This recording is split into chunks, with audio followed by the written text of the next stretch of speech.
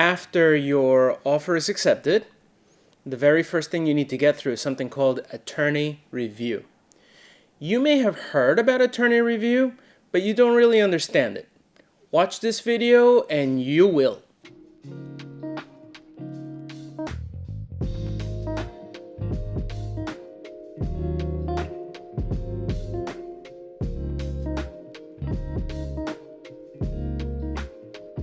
Hello everyone, welcome to my channel and welcome to my series on how to buy a house in the beautiful state of New Jersey. I am attorney Carlos Sanchez, and for the last 25 or so years I've helped thousands upon thousands of people buy and sell real estate in New Jersey. My simple goal here is to make you the best buyer you can possibly be. To do that, you need to understand certain terms, and one of these terms is attorney review.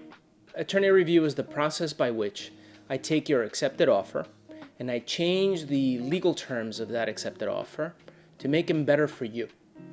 I can do that. As your lawyer, I can change anything in that offer document, which is called a contract, but it's really just an offer for now. At this point in the process, you have called me, I have asked you a series of questions, I have explained the process to you. Now I'm ready to start attorney review. But before I do that, or tell you about that, let me dispel a myth. The myth is that you have 3 days to do attorney review. That is incorrect. When your offer is accepted by a seller, you have 3 days to actually get that accepted offer into the hands of your lawyer. Your lawyer, within that 3-day period, has to start the attorney review process. If that process is not started, then after 3 days, the contract terms and conditions that you signed are binding on you without change. Attorney review is geared towards changing those terms and conditions to make them more biased, better for you. If you don't make any changes to the contract, then the base realtor drafted terms will be what controls the transaction. This, my friends, is not good. And anyone who tells you that the base terms and conditions are just fine for your situation because you have a simple deal, is certainly not looking out for your best interest. They may be practicing law without a license, and they are most certainly not your friends. So consider hiring a real estate attorney to do attorney review for you. Attorney review can last as long as it needs to last, but your agent is telling you that you need to finish attorney review as quickly as possible. And there's a really excellent reason why that is. Because let's say you've just made an offer $20,000 above asking price to win a bidding war with 5 other buyers. You need to understand that during attorney review, anyone in the transaction can stop negotiating and kill the contract for any or no reason. So if during attorney review, another offer comes into that seller for, let's say, $40,000 over asking price with even better terms, then all that seller has to do is tell their lawyer to kill the deal and take that other offer. This is why your agent is telling you that you need to get in and out of attorney review as quickly as possible. So it'll be my job to try to do that as quickly as possible too. You might be asking yourself, why make changes to the contract at all? You looked at the realtor drafted Board of Realtors contract and it seemed pretty comprehensive to you. And to their credit, they do a good job of capturing a lot of points. However, I'm hired as your lawyer, and as your lawyer, I want to make everything as biased to you as possible, within reason, of course. The realtor drafted contract, which is incredibly generic, meaning it's just as biased to sellers as it is to buyers, needs some changing. At this point, you're asking what exactly changes. Instead of going through each point, what I've done is I've given you a link in the description to a PDF document showing you a typical contract, my typical attorney review letter, and an example of a response I get from the seller's attorney.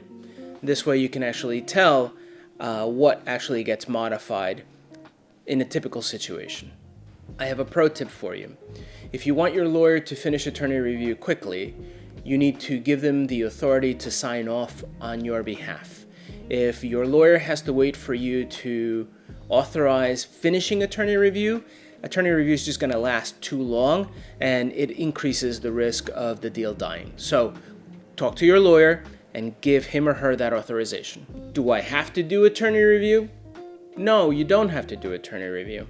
Just like you don't need to hire a lawyer to represent you in a real estate transaction. But only a fool would actually just assume that their deal is going to go perfectly enough so that the generic terms and conditions of the contract that their realtor used are going to be sufficient to meet all of the possible issues that arise during the transaction. So, in my opinion, if you don't do attorney review, you're just gambling. You need to understand that attorney review is not perfect.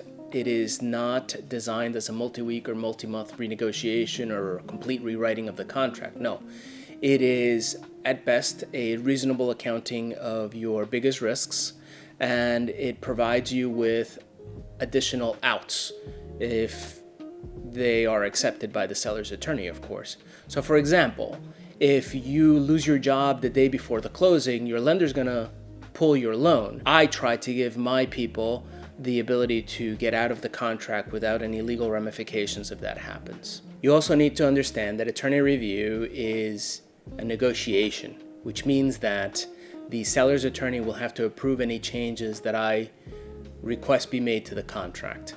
Don't expect every single one of my changes to actually be accepted.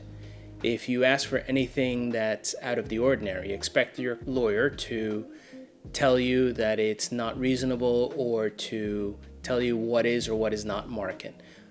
In my opinion, a good lawyer counsels his clients. They don't just take orders. After attorney review is done, 3 things will happen. First, you will make your deposit. Then you will pick up the phone and talk to your lender and tell them that you're done with attorney review. Again, that is a very important thing for you to do. And then you will set up for inspections with the assistance of your realtor. At the end of the day, neither party will be able to control every aspect of a transaction. There is always an element of trust in every deal.